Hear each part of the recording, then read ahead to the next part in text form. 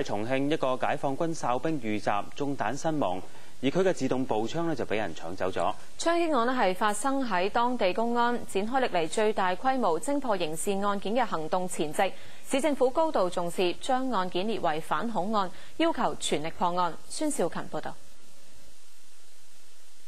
警方喺重慶市主要路口設置路障，截查可疑嘅人物同埋車輛。案發喺主城區解放軍一個軍營嘅門口前面，一個哨兵喺星期四晚7點幾喺站崗嘅時候，被蒙面嘅歹徒槍擊死亡。佢嘅自動步槍被搶走，兇徒之後走甩咗，未知道有幾多人。軍方同埋警方聯合成立專案小組追捕兇徒，將案件列入反恐打擊。這幾天非常關鍵，整個的案情偵辦情況，所以說我們有些情況現在暫時不能說，因為我們要破案。從明天開始，我們會搞那個跨區域的聯動破劫案、追逃犯的行動，這和這個案件沒關係。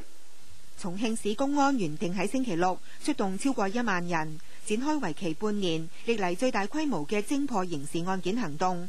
重慶市到而家有幾十萬宗未偵破嘅刑事案，涉及命案就有近15宗。亞洲電視記者孫少勤報道。